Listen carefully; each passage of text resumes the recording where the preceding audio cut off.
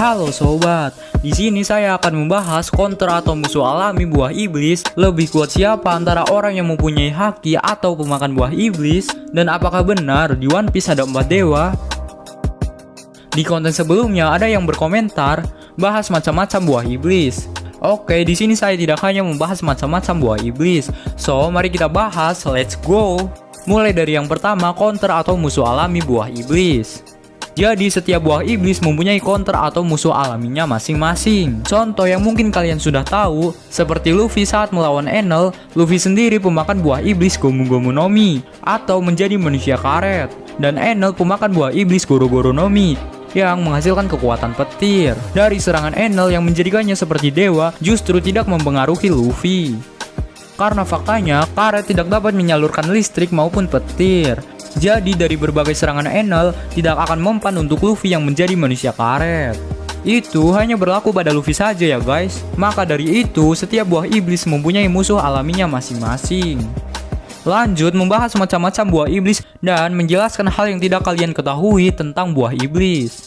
Buah iblis ada 3 jenis. Yang pertama buah iblis bertipe Logia, yaitu menghasilkan kekuatan berupa elemen bumi. Yang kedua, buah iblis bertipe Zoan maupun Mythical Zoan, menjadikan si pengguna seperti hewan mitologi. Dan yang ketiga, buah iblis bertipe Paramecia, yaitu menghasilkan kekuatan yang tidak bersangkutan dengan elemen atau hewan.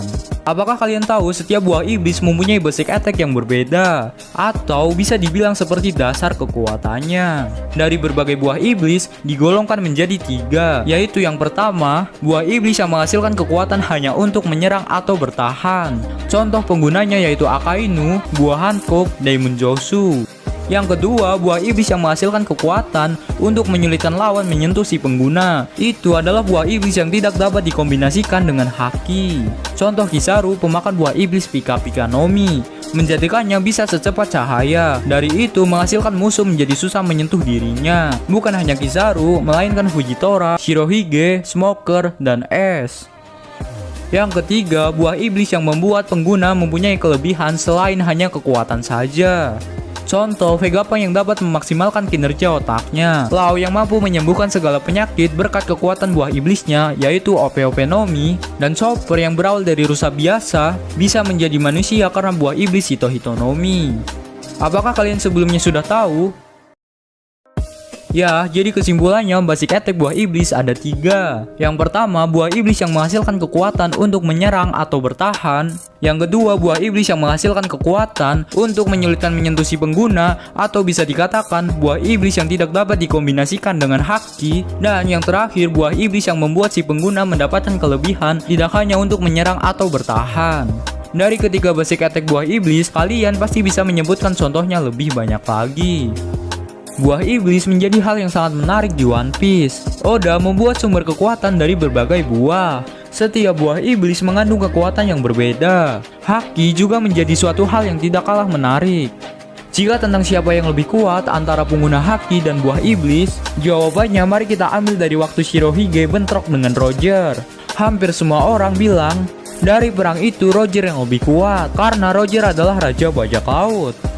Namun faktanya, jika tangan kiri Shirohige memunculkan serangan gempa dan menghasilkan tanah yang sebagai bantuan Roger retak, Roger akan kehilangan keseimbangan dan bisa terjatuh. Maka Roger akan kalah dalam bentrokan haki dengan Shirohige. Dari sini dapat disimpulkan, pengguna buah iblis dapat lebih unggul dari pengguna haki saja. Ya, kembali lagi, sekuat apapun buah iblis, jika si pengguna tidak bisa menggunakan dengan baik, maka akan sia-sia. Yang terakhir, membahas apakah One Piece sebenarnya ada 4 dewa. Ada teori yang mengatakan di One Piece ada 4 dewa, yaitu dewa bumi atau Im-sama, dewa hujan yaitu Dragon, dewa alam yaitu Ryukugyu, dan dewa matahari yaitu Luffy. Jika puncak cerita One Piece ada karakter yang menjadi dewa, maka One Piece sendiri akan seperti anime sebelah. Kita mulai membahas dari Im-sama. Im-sama sendiri belum diperlihatkan kekuatannya, tapi sudah jelas dia adalah penguasa dunia atau yang mengatur dunia saat ini. Itu membuktikan Im-sama adalah orang yang sangat kuat. Saya rasa jika Luffy berhasil mengaktifkan level awakening dari buah iblisnya dan menjadi dewa matahari, maka Shirohige, Akainu, dan Kaido yang belum sampai level awakening itu akan membuat mereka jauh lebih kuat dari sekarang. Dan bisa saja mereka juga akan menjadi dewa. Luffy yang sebelumnya belum mencapai level awakening hanya manusia karet, apalagi mereka yang belum mencapai level awakening sudah ditakuti banyak orang. Jika Shirohige, Akainu, Kaido, dan yang lainnya berhasil mengaktifkan level awakening dari buah iblisnya, mereka akan sekuat apa akan menjadi dewa juga. Tapi faktanya, buah iblis yang dimakan Luffy adalah buah iblis yang dimakan Joy Boy pada saat 800 tahun lalu. Jika ada teori lagi yang bukan diambil dari fakta yang ada maupun tabu, jangan terlalu berharap akan terjadi ya guys. Oke, pembahasan One Piece sampai di sini dulu ya. Gua bukan guru tapi panggil saja sensei, pamit undur diri. Sampai bertemu di konten selanjutnya.